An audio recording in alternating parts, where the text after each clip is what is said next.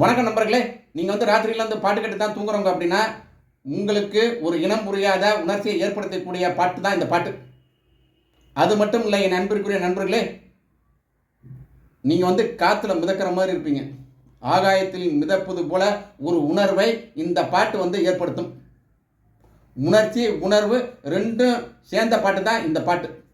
கலவை. இந்த பாடலை பாடியவர் சைந்தவி. அவங்க குரல் குயிலினும் இனிமையான குரல். குழல் இனிது யாழ் இனிது என்பார் தன் மக்கள் மலாளி சொல் கேளாதவர். வள்ளுவர் எழுதியிருக்காரு. சைந்தவி வாய்ஸ் எல்லாத்தையுமே டாப். இந்த பாட்டு என்ன அப்படின்னா, இந்த பாட்டை கேட்குறப்ப நான் ரொம்ப ஆச்சரியப்பட்டு போனேன். 10 வருடங்களுக்கு முன்னாடி எழுதின பாட்டு இது. கவிஞர் நான் முத்துக்குமார் அவர்கள் தான் எழுதியிருக்காங்க. இது சைந்தவி அவர்களுடைய வாழ்க்கையில் இப்பொழுது நடந்திருக்கும் நிகழ்ச்சிக்கும் இந்த பாட்டுக்கும் எப்படி இப்படி பொருந்தது அப்படின்ட்டு. அதுதான் இறைவனுடைய கணக்கு. பிரபஞ்சத்துடைய கணக்கு என்றைக்கும் தப்பாது என் அன்பிற்குரிய நண்பர்களே. நிறைய பேர் நினச்சிக்கிட்டு இருக்கலாம், நம்ம அடுத்தவங்களை ஆட்டையை போட்டு நல்லா இருக்கோம் அப்படின்ட்டு. பூர்வ ஜென்ம கணக்குன்னு ஒன்று இருக்குது. இல்லாட்டி இத்தனை பேர் போய் சாமி கும்பிட்டு இருப்பாங்களா? ரோம்லேயும் திருப்பதியிலையும் மெக்காவிலையும் போயிட்டு. ஒரு நம்பிக்கை தான். பூர்வ ஜென்ம கணக்கு கரெக்டாக நடக்கும். அங்கே தான் இறைவன் நிற்கிறாரு. அதுதான் பிரபஞ்சத்துடைய கணக்கு.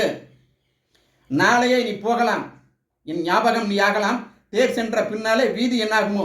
பார்த்தீங்களா அவங்க வாழ்க்கையை எப்படி அழகாக சொல்லிட்டு போயிட்டார் 3 வரையில். நாளையே நீ போகலாம், என் ஞாபகம் நீ ஆகலாம், தேர் சென்ற பின்னாலே வீதி என்னாகுமோ. தேர் போகிற வரைக்கும் அந்த தெரு சூப்பராக இருக்கும், கலர் கலராக இருக்கும், கலர் கலராக மலர்கள் தொங்கும், எல்லாம் தண்ணி ஊற்றுவாங்க, அந்த பண்ணுவாங்க இதை பண்ணுவாங்க. அப்படி பார்த்தீங்கன்னா அந்த தெரு பளிச்சுட்டு இருக்கும். தேர் சென்ற பின்னாலே வீதி என்னாகுமோ. அப்படியே இந்த வரிகள், ஒவ்வொரு வரியும், இந்த வரிகள் மட்டும் இல்லை, ஒவ்வொரு வரிகளும் பாடகி சைந்தவி அவர்களுடைய வாழ்க்கையில் ஒத்துப்போகக்கூடிய வரிகள். அவருடைய வாழ்க்கையை முன்கூட்டியே நாம் முத்துக்குமாரின் பேனாவில் இறைவனை எழுதிவிட்டார். அது யாருக்குமே தெரியாது. இப்பொழுது அந்த பாடலை பாடும் பொழுது பாடகி சைந்தவி அவர்களே நினைத்திருப்பார், ஆகா நம்ம லைஃப்பில் இப்படிலாம் நடக்கும்ட்டு அவருக்கு எப்படி தெரிஞ்சுது அப்படின்ட்டு.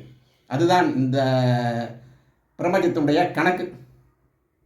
இந்த பாடல் இடம்பெற்ற படம் தெய்வ திருமகள். இந்த பாடலை பாடியவர் சைந்தவி. இந்த பாடலுக்கு இசையமைத்தவர் ஜி வி பிரகாஷ். இந்த பாடலை எழுதியவர் நம் இதயத்தில் என்றும் வாழும் நாம் முத்துக்குமார் அவர்கள். இந்த பாட்டு இன்பாக்ஸில் இருக்குது, நீங்கள் கேட்டு பாருங்கள் என் அன்பிற்குரிய நண்பர்களே. நீங்கள் கேட்கும் பொழுதே நீங்கள் ஆகாயத்தில் மிதப்பது போன்ற ஒரு உணர்வு ஏற்பட்டு நீங்கள் அழகாக தூங்கி விடுவீர்கள். உங்களுடைய மன அழுத்தங்களை போக்கக்கூடிய ஒரு பாட்டு தான் இந்த பாட்டு.